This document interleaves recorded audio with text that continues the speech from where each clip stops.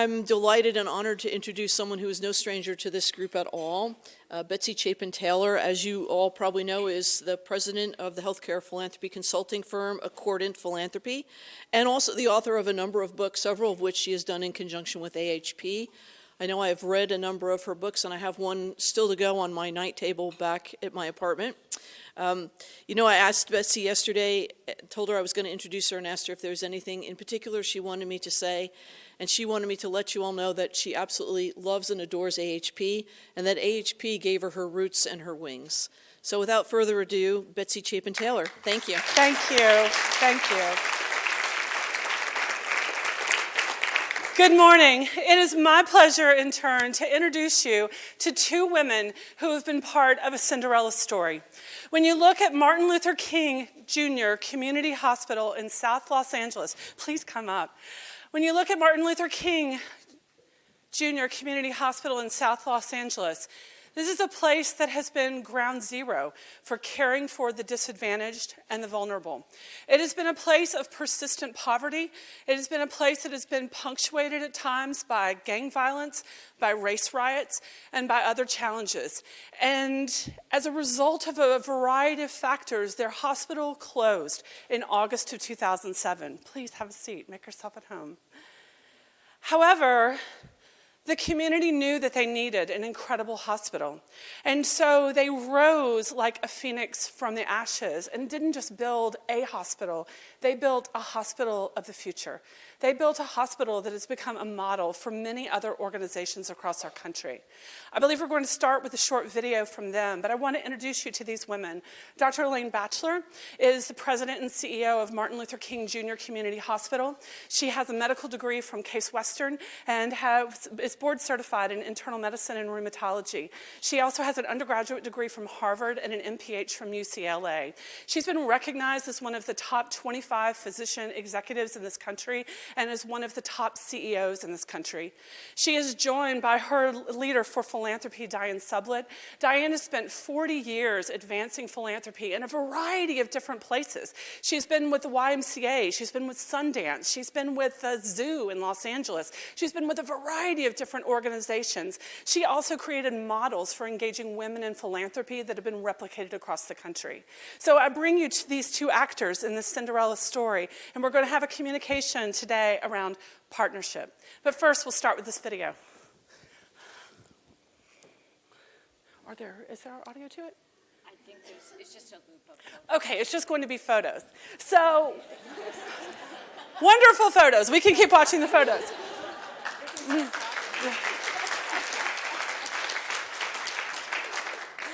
So with kind of that setup, Dr. Batchlor, I know you came to Martin Luther King Jr. Community Hospital in 2012. So 5 years in the wake of this hospital closing, and you had to have had an audacious vision in your mind to be able to build what is there now. So as you started, how did you and Dyan and your other leaders start to craft the vision for what this would become? Sure. So we took on a task of opening a brand new hospital and creating a brand new organization on the ashes of a failed hospital. And the first thing that it took was a group of people who were not averse to taking risks, who were willing to step into a situation that most people felt was not workable and were afraid to have anything to do with. Most people said to us, good luck with that. Yeah. And so I think the first ingredient was just a group of people who were entrepreneurial, who had been successful in their careers and weren't afraid that a failure would be a big stain on their careers. And I think we were fortunate to recruit and attract a fundraiser who had deep experience in philanthropy, who'd already had a long, successful career, and who was as much a risk taker as the rest of us. And we had that in common from the beginning. Absolutely. So on one hand, Dyan, I see this compelling woman that you went to work with, but you took a huge risk. You had a very successful career. You had never worked in healthcare before, and all of a sudden you're going to work for a hospital. What gave you the courage to jump and go work with Dr. Batchlor? Well, I would like to say that the hospital and the group of leaders, it was not yet a hospital in 2012, but the small group of leaders also took a risk on me. And in that sense, they were looking for an experienced fundraiser, but I didn't come out of healthcare.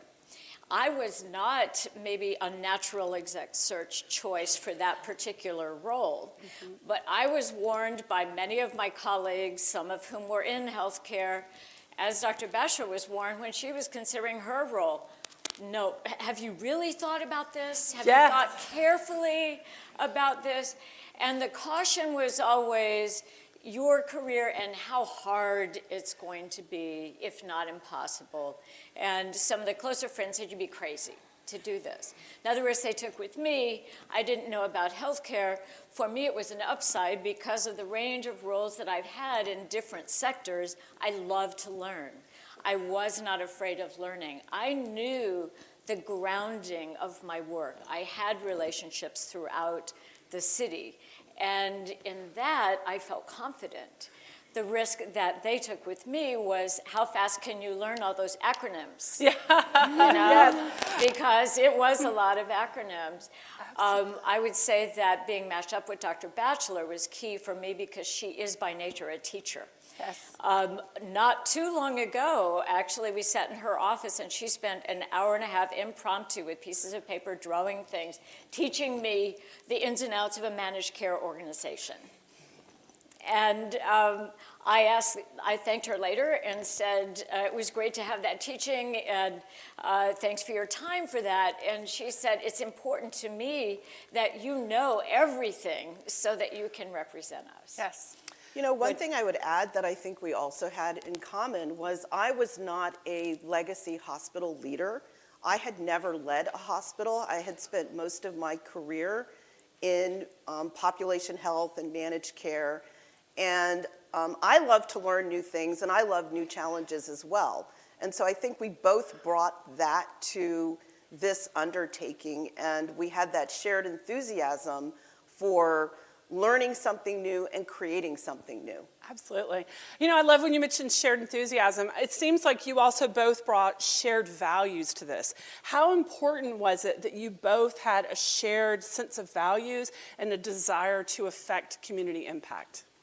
I think it's critical that it's a base, it's a foundation, it's something that we touch base on all the time, but it's not something that we question because we know in our hearts that this is what brought both of us to this challenging, risky task, was our value for improving lives and for creating equity in health for underserved communities. You know, one of the things that we think about when we think purpose and value in the nonprofit sector, right, is the value, in our case, of serving the underserved and bringing health.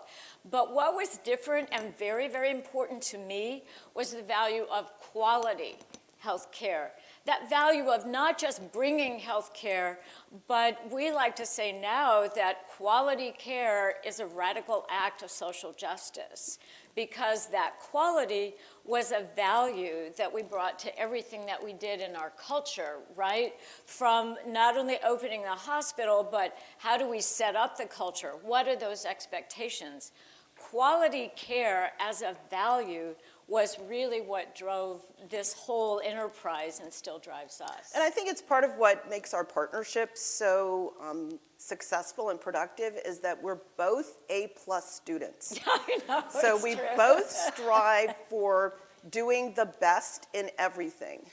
Absolutely. Well, so it is interesting, though. Like, you came to this with a background in medicine and in healthcare, but no philanthropy. You came to this with lots of philanthropy, but no healthcare. So in great partnerships, I think we figure out how to play to our strengths. Absolutely. How did you learn to play to each other's strengths? I think that's absolutely true, and in general, as a CEO, I believe that I'm most effective when I leverage the strengths of my team and shore up their weaknesses. And I think it just is a matter of time and working really closely together that allows you over time to understand what someone's strengths are and what their weaknesses are. I'd like to illustrate that, if I might, right Yes. now, strengths with a little story. Dr. Batchlor mentioned that she did not come with training or experience in philanthropy. As a matter of fact, she was a little, like many, I admit it was the last thing I ever thought I wanted to do. Go ahead. If you had told me that I was going to spend my time fundraising, I would have said, I'm sorry, that's not the job for me. So here's my story. The very first visit I took her on, now I was hired 6 months before Dr. Batchlor started. I had a little bit of a runway. The very first meeting I'm going to take her into, the head of a major foundation in Los Angeles, and this was going to be on a Monday.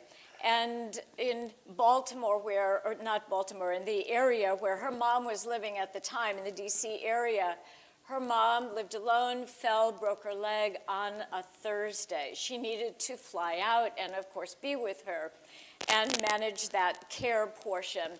I said, let me reschedule the appointment, and she said, no, that won't be necessary. I will be there. I will be there for you. And Dr. Batchlor took the red-eye flight, landed at LAX at 8 a.m., by 9:30 a.m. was in the lobby to meet me to go upstairs for our 10 a.m. appointment.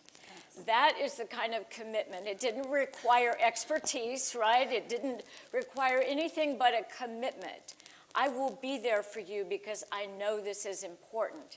Now, I will also say that in that meeting, we had the introduction. That was all it was discovery and setup. But I knew that the CEO would probably resonate to Dr. Batchlor, and she did. She invited the question, what is your big project? We laid it out for her. It's a maternity campaign that we need to launch. She says, well, I think that we could probably entertain a proposal in the $500 to $750 million range. And I took a beat and I said, you know, Wendy, we are actually looking for leaders. We've got a lot of people hoping we might succeed, but they're all standing on the sidelines. And we're looking for somebody who will step out in front. And she looked at both of us and then looked at me and said, you want $1 million, don't you? And I said, yes, Wendy, I do. And she said, okay, let's see what we can do. We got into the elevator, and I said to Dr. Batchlor, it doesn't always go that way. Absolutely. Just so you know. But Dyan always asks. But I do always ask. And it's a wonderful example of, it didn't take expertise, it took commitment. And I think that in our partnership and in any partnership is what is key. Absolutely. So I want to kind of put those two thoughts together. So Dr. Batchlor, I think a lot of CEOs come to this and say, oh, fund development. I don't know that that's my skill set. I don't know that that's my comfort level. But being with this woman who sees the nobility of this work and going on calls like that where you have a community partner who wants to step up, how do you feel now about philanthropy? I love it. And I love philanthropy. I enjoy fundraising, and I feel that we're very effective working together at fundraising. Dyan makes it easy. So, if people ask me, what's the key to a successful partnership? One of the things I would say is make it easy for your CEO. And she makes it really easy for me. She does the background. She does a briefing before every meeting or event. She tells me what we need to accomplish. We craft stories together. So I would say one of the biggest things that we do together is create stories. And it makes it incredibly easy for me to be effective. Yes. So it's interesting, in a lot of organizations, we see them put forward projects for philanthropy that are often part of an incremental vision because they're afraid that the money is not going to be there. They don't have the guts to be audacious. Yet you were sitting in one of the poorest areas of Los Angeles and wanted to build a $300 million hospital. Dyan, I've met a lot of folks in very well-heeled communities who would have said, we can't do that. As you started thinking about building a tribe around this, where did you start and how did you engage Dr. Batchlor? You know what, we started where we are today with partnerships, not only our own, but the understanding that what we want to do, and by the way, the hospital is only the starting line, it's not the finish line. We're building what she just said. That's right. We are building that. And that requires a lot of partnerships. Where did we start? We started with this conviction, and we were just talking about it over dinner last night, that we don't talk about numbers anymore. I've talked about numbers my whole 40-year career. What are your annual goals? What are your capital goals? What's the number? What's the number? What's the number? Hit your finish line.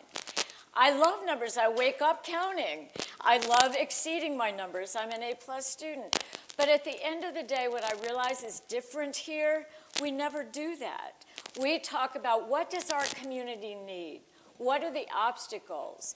I never have Elaine coming to me saying, we need to raise more money. She comes to me saying, we really do need to be out in the community with a hospital at home program. How are we going to get that done? We need to hire more doctors. We need to bring doctors into the community. And we sit around and talk and say, how are we going to get that done? And Dr. Batchlor says, well, you know, that's not a philanthropic case. After all, income for doctors, that's not a philanthropic case. And fast forward $15 million, Stephen Connie Ballmer and the Weingart Foundation, we didn't talk about the dollars. We didn't talk about the salaries or the income. We talked about what this community needed and what we could demonstrate for other communities, right? And I think the other thing is that we've made our donors part of our community as well. So they become members of our team. They start to invest in the work that we're doing, and then they've tried to enlarge that circle. So they've gone out and they've become evangelists for us as well. And they're bringing additional people to the table and to the circle because they believe in the work that we're doing and that they've become part of our team by building those relationships. So, you know, with that, often the CEO is the one who's got to unlock access to those allies, to those evangelists. How have you helped engage others in philanthropy? Well, I think part of it starts with getting people to come to the community and the hospital and see what we're doing. That seems to be a huge first step. And once we get people to take that step, they want to take the next step. And so that all of you, can you all hear me now? Great. So that all of you can imagine this, we all do this, right? Get them to our mission, get them to the place. The difference for us when we say get them here is people are thinking South LA, they're thinking Watts, they think they know what they'll see. They're also thinking county hospital, we are a private hospital, but they still think that because they think public services, right? We bring them into a state-of-the-art facility that received in 2014 the Los Angeles Architecture Award. The minute they walk in the door, the first thing I hear is, oh, this isn't what I expected. You know, this is beautiful. And then we start telling our story. This isn't what I expected with this talent, one of the top physician CEOs in the country. This isn't what I expected, the female chief technology officer who's awesome, the talent around us. Once we get there, it's not like your standard tour where you can show, oh, these are all the people who need us. You know, we actually don't do that. We surprise people. But once we get into conversation, we show our determination, right? This is what we are going to do. Would you like to join us? This is the opportunity that we're laying in front of you, and we make them want to be part of our family. Now, we do the hard work, too. I mentioned the Ballmer and Weingart situation. When we were invited for that proposal, it was a question that came up, well, do you have a business plan for the medical group? And Dr. Batchlor says, of course we do. And I walked our donors out and came back, and she's standing with the chief the CFO and the CMO. And she said, "Do you guys have a business plan?" And then she turned to me and she said, "Have you ever written a business plan?" And we had 3 weeks. And I've never been so terrified in my life. I'm a great writer. But the next day she brings me a book, puts it on my desk, Business Plans for Dummies. She said, "Don't worry. All you have to do is read the table of contents. You're good, you're good. You know, just figure out how to organize it." And fast forward, we did get that business plan done. And it was the work that we needed to do, right? It wasn't just the wonderful stories. We had to show the pro formas. We had to do everything that needed to be done. But that was the moment when we realized that we got this. You know, we might not have everything lined up, but we were so determined that we were going to get it done. Absolutely. And that's when you make donors part of your family, and that's part of the emotion, but you also do the hard work of quality. And not only did we have the business plan done, but I had it designed. Yeah, and presented. And it was reviewed by 2 different consulting groups. Yeah, our donors had it reviewed by 2 different consulting groups. I never want to do that again. That's not the fun part of my work. But I received an email the other day from one of our donors with whom we had been close and made a part of our family. And I had reached out. He was very busy, didn't have time for an appointment. By email, asked to help start something. And I said, the starting point is $10,000, and I need you to help me start a group. And he emails back and he says, "I'm in for 50. And then he says, "You know, every time I get an email from you, it makes me feel happy." And I thought, I just asked this guy. So that's part of being part of the community. It's not just the ask. It's about how people feel when they're part of success, right? Because we continue to do things that they say couldn't be done. Yes. And we were listening to a lot of what's happening in government. We do have to work with government as our partner. And we had an experience a year ago where we were puzzling over something very important that had to do with bringing more doctors. We have a gap of 1,200 doctors in our community, in our service area. And it had to do with a set of laws, actually, in California. And Elaine, we were walking, she says, "Well, let's change the law." I said, "Oh, okay. Well, let's go find us a really good government affairs consultant, and let's get on that." And on April 9th at 1:30 in the afternoon in Sacramento, our assemblyman is presenting our bill. Excellent. Excellent. Now, that doesn't mean we'll get all the way there, but I'm the chief philanthropy officer, and I'm trusted enough to go in on this kind of thing because Absolutely. it's whatever it takes. So, Dr. Batchlor, clearly Dyan has earned your trust. And we know that trust is a bedrock of great partnership, but it's also something kind of elusive. How did she earn your trust? Well, I think we've been through a lot of challenges together, and just over time, her coming through for me and me coming through for her, getting to know her as a person and developing a friendship as a person. I think it just happens over time when you're there for the other person through thick and thin, and when you see what is being delivered consistently. Yes.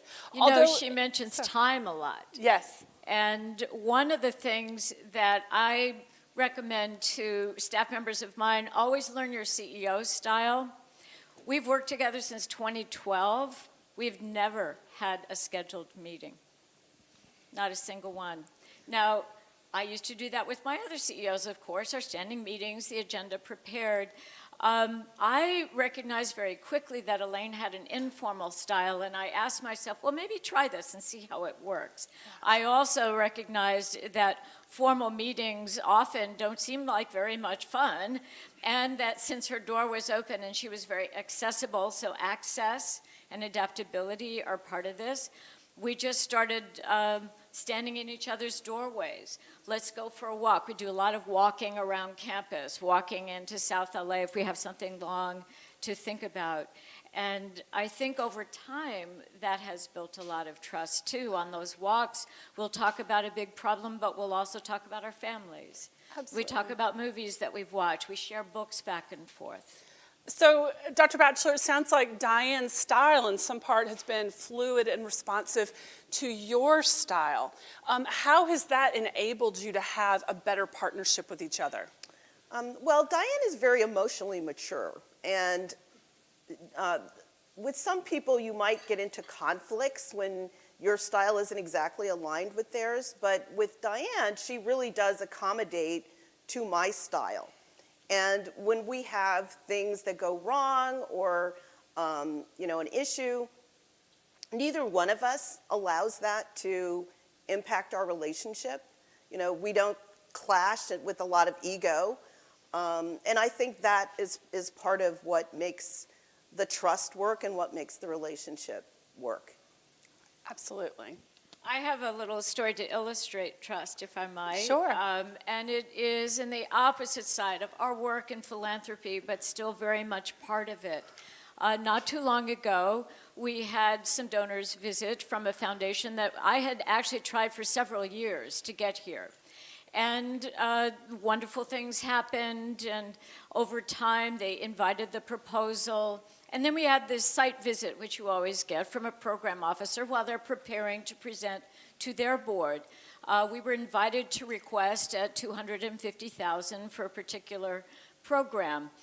Two officers were assigned to the site visit, one I knew very well and liked quite a bit. He came, the other one was on the phone. The conversation included on our side, I had two vice presidents in the clinical areas. It went south in a way that was hurtful to my vice presidents. The person on the phone didn't have the advantage of body language, but there was some disrespect expressed. And then there was also, and this was key, the suggestion that they might want to redraft our objectives in our program. I went, after some thinking, to Dr. Batchlor the next day and said, I would like to withdraw our proposal before it reaches the board. And, there's $250,000 for a small community hospital for an important nurse training program. And she said, why? And I told her, and she said, I would like you to find a way to let them know why we're withdrawing. So I called the program officer with whom I had trust and a good relationship, talked about a lack of alignment in mission, and was candid about what happened in that meeting. He said, this was a Friday, could you please give me until Monday, and I'm so sorry. Now that trust, having your CEO said, yes, you may withdraw that proposal. On Monday, he called and he said, we'd like to do two things. We'd like to ask you for a little more work. We want to assure you that we will not touch your objectives, and we would like to have you redraft your budget for $450,000. So we received a much larger gift, but it was not a point that I expected, and certainly not where I was going. The point was you had someone who trusted you saying we stand for our values. Yes. And you cannot redraft our objectives on our programs. Yes. So clearly the two of you have enough relationship equity that you felt permission to pivot in that moment. But I would think that also with that deep relationship equity, you also have the permission to disagree with each other and to rumble. When have you ever had to have tough conversations with each other, and how have you handled that? You want to talk about the MRI? Sure. So, one of the things that I know is that there's some things that Dyan doesn't find very interesting to raise money for, and equipment is one of them. So we needed an MRI machine before the hospital opened, and I came to Dyan and I said, Dyan, we need an MRI machine, and I need you to raise money to pay for it. And she looked at me and she said, no way. No one wants to pay for a machine like that. And I said, well, I'm sorry. We're just going to have to do it. You're going to have to figure it out. And I think typical to Dyan, at the beginning she would be resistant, but after thinking about it for a while, it would turn into a challenge. And she did figure out how to do it, and we did get the money, and we did get the machine before we opened. And so sometimes it's just taking a stand and pushing a little bit and waiting. Absolutely. So as kind of parting shots, what else does this group need to know or understand about the things that have made your partnership agile, productive, joyful? I guess one other thing I would say is I don't think of her just as the head of our fundraising efforts. I think of her as a member of my executive team, and I know what her talents are, and if I have a project that is not exactly what is in her job description, but I know she would be good at it, I'm going to ask her to do it. And I keep her at the executive leadership table all the time, not just to talk about philanthropy, but also about how we're developing our programs, how we're developing our strategies, how we communicate them, and I really leverage that. One of the things that we were doing before we opened was we were going after new market tax credit dollars. Very complicated, very challenging, and I realized after a while that there were similarities to what she does in fundraising. So I came to her and I said, Dyan, I'd like you to join our new market tax credit team. And she said, okay, I don't know anything about it, but I'd love to do it. And really leveraged her abilities in that area. Even though it wasn't philanthropy, it still benefited from her ability to communicate, to craft a narrative, and to strategize. Excellent. Dyan, what are your parting words? What do we need to know or understand? Well, thank you. I mentioned before that the hospital is just the starting line, but all of the intention in Los Angeles was, in those days, on the, are they going to do it? Are they going to get it open?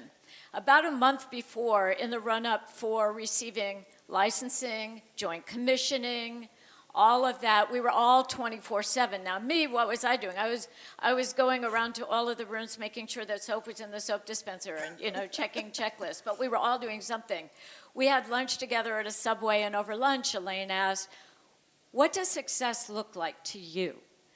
And I thought, well, I said, I think if you're thinking success to me looks like getting the hospital open, that's not what it looks like to me. Success to me looks like getting the community health going and getting all the roots out there in the community, in the ground. And she high-fived me and she said, great, that's what it looks like to me too. Excellent. And I think that's having shared objectives, but not quite so formally a shared sense of that challenge. And what is our worthy purpose? Our worthy purpose is bigger than that one thing. Yes, absolutely. So the power of partnership has enabled these two women to chase dreams that were audacious, that maybe seemed like a moonshot, that may have seemed frankly ridiculous at times. However, knowing that they had shared values, relationship equity, and the ability to really find the way to leverage each other's strengths has led to something truly beautiful. Thank you so much to each of you for sharing your wisdom and your expertise with this crowd today. Please join me in thanking Dr. Elaine Batchlor and Dyan Sublett.